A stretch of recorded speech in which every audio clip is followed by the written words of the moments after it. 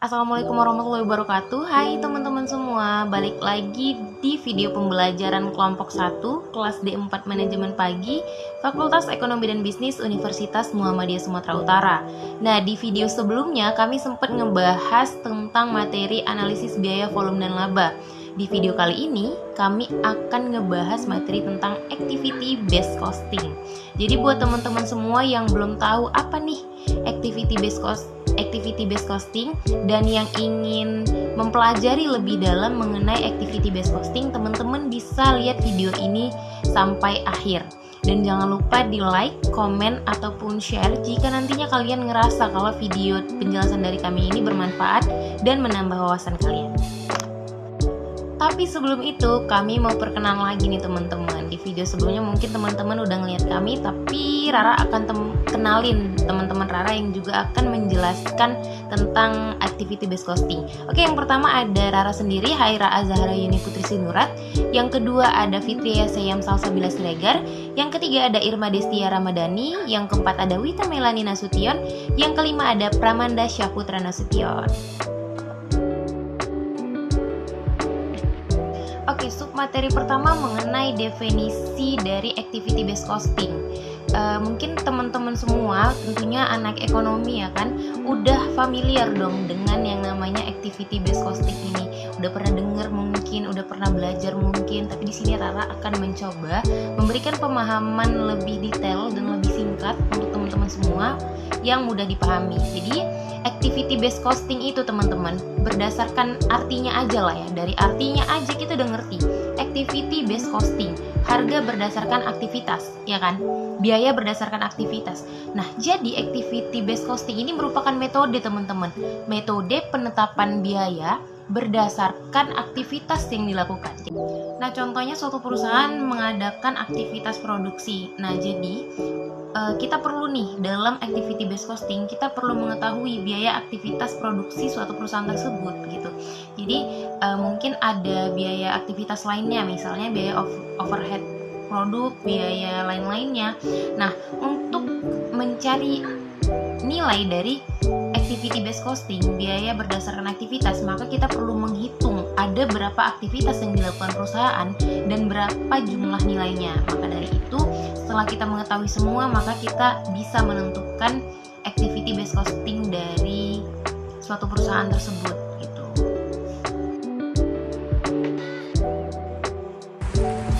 Saya Wita Melani Nasution, NPM 20051601777, akan menjelaskan manfaat-manfaat dari activity based costing.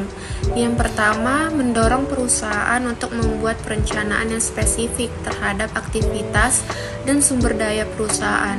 Yang kedua, dapat memperbaiki sistem pelaporan dan dapat memperluas informasi antara satu unit dengan unit yang lain.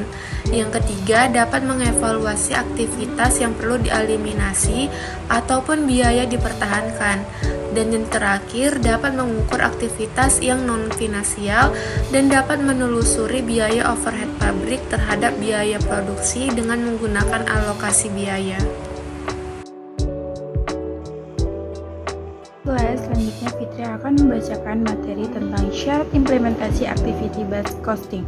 Nah, di dalam implementasi activity based costing itu terdapat 3 syarat yang harus diikuti. Yang pertama itu perusahaan memproduksi bermacam-macam jenis produk. Nah, jadi si perusahaan ini harus memproduksi banyak jenis produk gitu loh. Yang kedua itu ada perusahaan memiliki banyak aktivitas atau indirect cost. Nah, jadi selain kita harus memproduksi banyak jenis produk, kita harus memiliki banyak aktivitas yang akan kita lakukan pada perusahaan kita. Lalu yang ketiga, syaratnya yaitu perusahaan memiliki persaingan yang ketat sehingga membutuhkan perhitungan biaya yang akurat agar nantinya dapat menentukan harga yang tepat. Nah, jika kita memiliki persaingan yang ketat, terus banyak banget saingan-saingan kita di luar sana, jadi kita nih bisa dapat menentukan harga yang pas gitu dari misalnya pasar-pasar yang kita akan tuju nantinya. Sama kalau misalnya kita ada saingan, kita tuh bisa tahu mana harga yang bakalan kita ambil dari para pesaing-pesaing kita nanti. Sekian dari saya, terima kasih.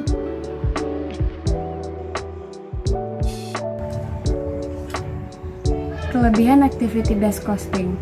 Yang pertama, menyajikan pengukuran yang lebih akurat terkait biaya yang timbul karena dipicu oleh aktivitas sehingga dapat membantu manajemen untuk meningkatkan nilai produk dan nilai proses dengan pengambilan keputusan yang lebih baik, serta dapat mengendalikan biaya lebih akurat.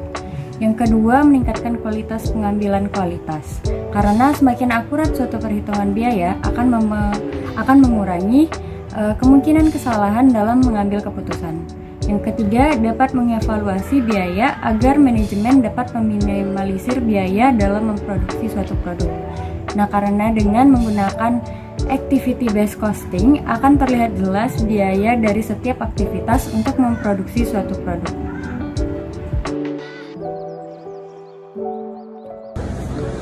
Terakhir, saya Pramana Putra Nasution akan menjelaskan mengenai kelemahan activity based costing. Ada beberapa kelemahan, diantaranya yang pertama, tidak semua biaya memiliki aktivitas yang tepat.